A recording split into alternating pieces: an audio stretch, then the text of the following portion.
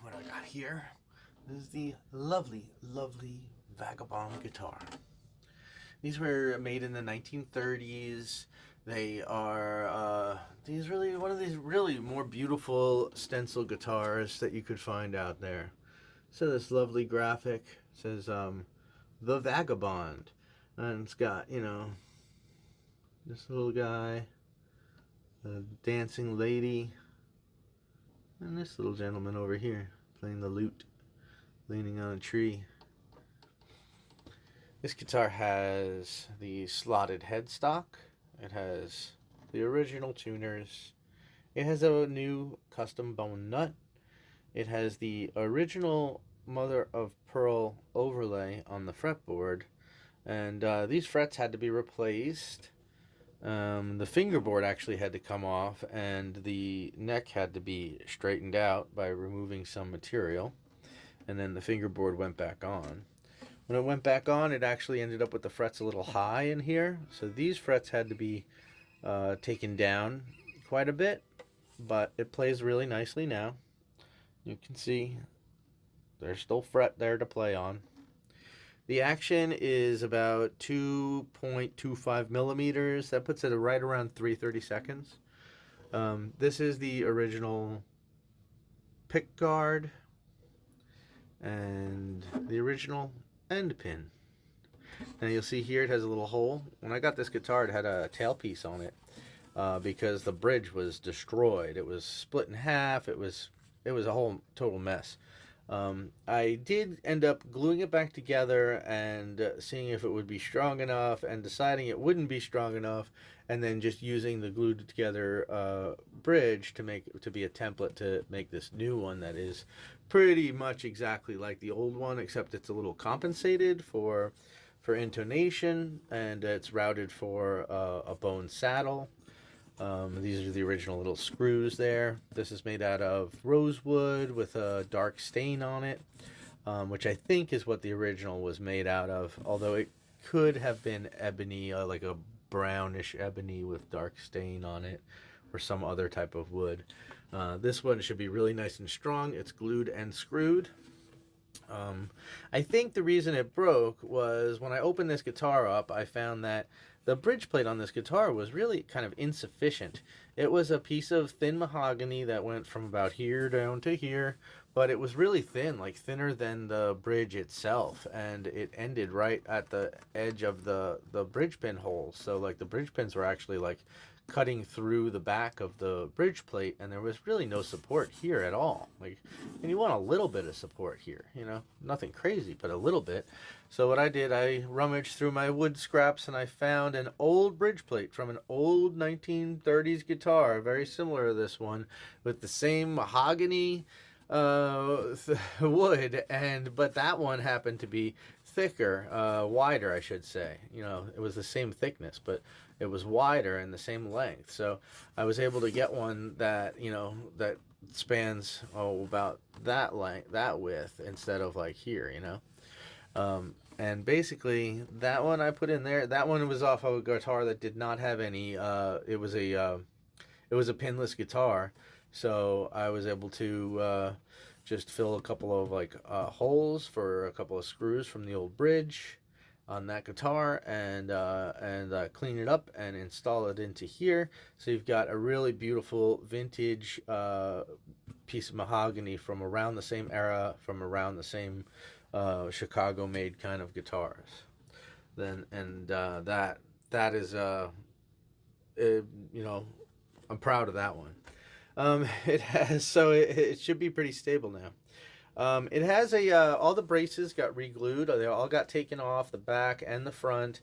Everything got cleaned up. The surfaces all got cleaned. Everything got radiused properly and reglued, and then wherever there was a split, that got glued, and then the braces went on, and then they got cleated inside and sealed on the outside. The splits include one that goes right along the edge of the pickguard right here, and also a couple on the back, here and here. You can see them. They're not perfectly invisible, but they are flush and tight and sealed up and should be safe for the future. It's got a weird little speck of some sort of iridescent paint here that I decided to leave because it seems like an honest little thing there, and it's been there for a very long time. It does have its fair share of finish wear from playing and age, and I really think it looks great, and I wouldn't change that at all. The graphics in great shape. It's a really beautiful guitar. Even this little painted on bit up here is really pretty. You can see it has a really nice V-neck with a lot of play wear, but it's really nice and it's not dinged up or anything, so it feels nice and comfortable. And here's the seam where it went back, where the back went back on. It went on with very little trouble. So that is pretty well flush. It's not perfect, but it's really good. And let's see, is there anything else to mention?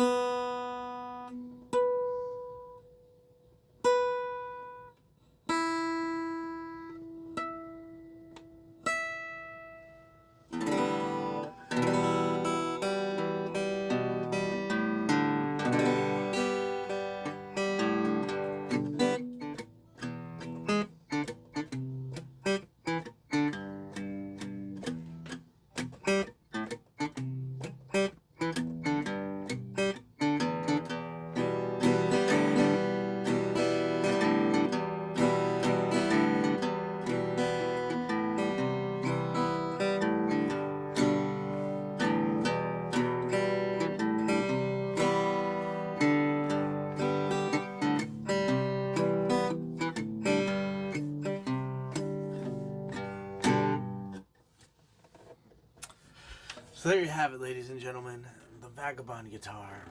Yeah, I think that, this is a really lovely one. Hard to find. Really beautiful. Ultra cool. And this one's got, just the right amount of age and kind of lovely play wear. There aren't too many of these around.